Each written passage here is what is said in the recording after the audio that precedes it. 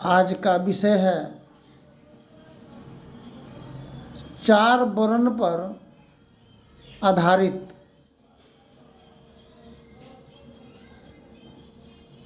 अर्थ, धर्म, काम, मोक्ष।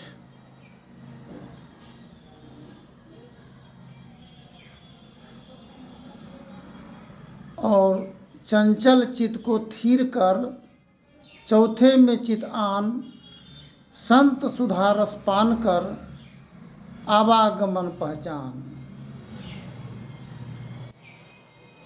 हनुमान चालीसा में लिखा हुआ है, श्री गुरु चरण, 4 का वर्णन आता है। श्री गुरु चरण सरोज रज, निजमन मकुर सुधार, वर्णो रघुवर विमल यशु, जो दायक फल 4 फल। तो कहने के तात्पर्य यह है कि हम अपराधी, संत सदगुरु कबीर साहब की वचन है, हम अपराधी जन्म की नक्सिक भरा विकार, हम पापी दुख भंजना, अवगुण भरा अपार। सब दुर्गुणों से भरा हुआ जीवन से ग्रसित हम लोग मानव हैं। इस दुर्गुणों के निवारण समाधान के लिए हम लोगों के सन्मुख उभर करके सर्वप्रथम एक गृहस्थ आश्रम है, उत्तम और सर्वोत्तम गृहस्थ प्राणी हैं, वह भी गुरु के समान हैं, जिनके उपार्जन से सारे संसार की भरण पोषण होता है।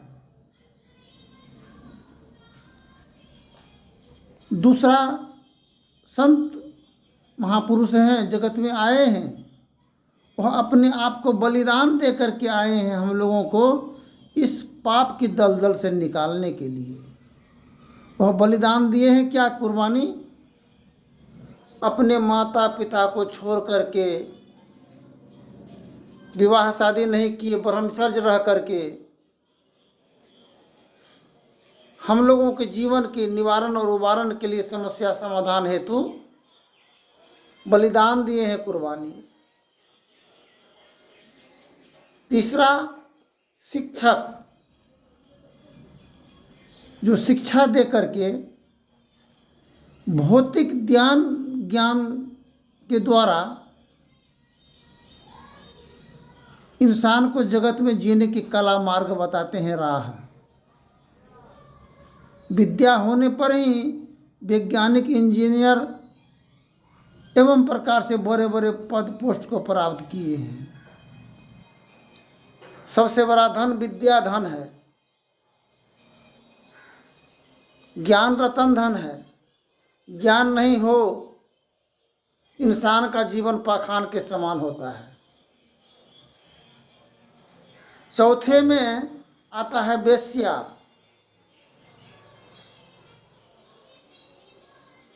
संत सदगुरु कबीर साहब की वाणी है, वचन है, देवी देव भूतन की पूजा, चेतन जीव विसार, वेश्या पुत पिता बिनुहीना, वैसे प्राणी गुरु नाम बिना रे, सुमिरन कर ले मेरे मना, बीते उमर गुरु ज्ञान बिना रे। वेश्या का पुत्र को पिता का नाम नहीं होता है, और वेश्या को पति का नाम नहीं होता है, सास ससुर नहीं होता है।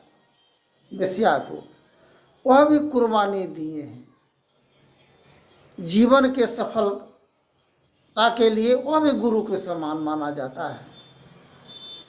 कुर्बानी देकर के जगत में, जब घर परिवार में हम लोग नाना प्रकार की धन अर्जन करके परिजनों को देते हैं, घर में मालकिन बनाते हैं, पुत्रवधू होती है, और सब कुछ मिलने पर और घर के गृह स्वामी, पतिदेव, बाल बच्चों का जब अपमान होने लगता है, बदनाम होने लगता है, शोषण होता है, त्राही त्राही हक मार करके यह जीवन गुरु के तरफ दौड़ करके जाते हैं, दीक्षा लेते हैं, शिक्षा की ओर बढ़ते हैं,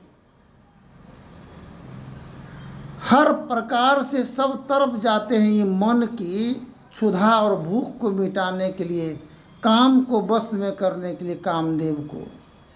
यह उत्पात दानव के परास्त के लिए अंत में तब थक हार करके जीवन अंत मार्ग होता है, जिसको सभी कोई संसार में निर्घिन मानते हैं, वेश्या की चौखट पर जाता है।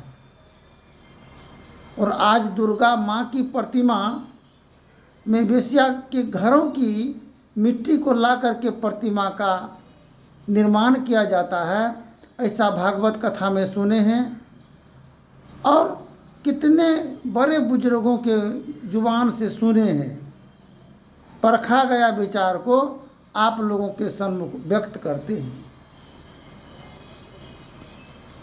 तो इसका यही मतलब होता है कि हम लोग अपने घर और परिवार में इतना जीवन समर्पण और समर्पण करते हैं, हर प्रकार की कार्य करते हैं, चोरी डकैती बेईमानी दगाबाजी धोखेबाजी आपसी रंजिशता के कारण बाल बच्चों के खुशहाल जीवन के लिए हम लोग हर कदम जायज़ नाजायज़ का परवाह नहीं करते हुए हम लोग धन अर्जन करते हैं और बाल बच्चों के परवरिश में लगाते हैं, विद्या अध्ययन करते हैं। लेकिन वह बाल बच्चा उदंड और उत्पाती होता है, माता पिता का सम्मान नहीं करते हैं, माता पिता पुत्र का सम्मान नहीं करते हैं, पति पत्नी का, पत्नी पति का सम्मान नहीं करता है। तो 4 गुरु जगत में है। माता पिता भी गुरु के ही समान हैं, किंतु वो गृहस्थ आश्रम में आते हैं। वो इसलिए गृहस्थ आश्रम उत्तम और सर्वोत्तम है और सबसे श्रेष्ठ मानव योनि उत्तम श्रेणी में आता है इंसान मानव। तो इस पर साख साख पर उल्लू बैठा, गुले तख्त क्या होगा। जब हम लोग हर डाल डाल पर अज्ञानी मानव ये जीवन के संसार में अगर पड़ा हो तो बाल बच्चों का भविष्य का क्या होगा। इसलिए अंतर की अंतिम तह में रह बिन कोई उसे पाता नहीं, खोजते रहते हैं सागिल जल दिखला पाता नहीं। अंतर के अंतिम तह में रह बिन कोई उसे पाता नहीं।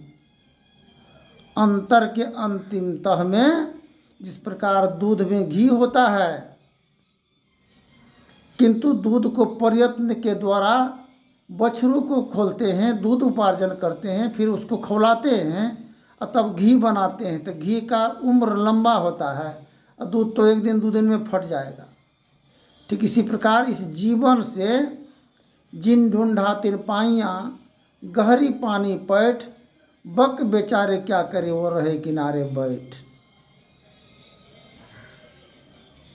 तो हम लोग किनारे बैठ करके रहने से जीवन का सफल कभी नहीं हो सकेगा, जब तक हम अपने अंतिम तह में हम एक दुख दर्द में शरीक होकर के, शामिल होकर के एक दूसरे की सहायता करने में नहीं लगे रहेंगे, मदद नहीं करेंगे, तब तक कल्याण कदापि नहीं हो सकता है। धन्यवाद। जय हिंद, जय भारत। आगे के प्रसंग में बोलेंगे।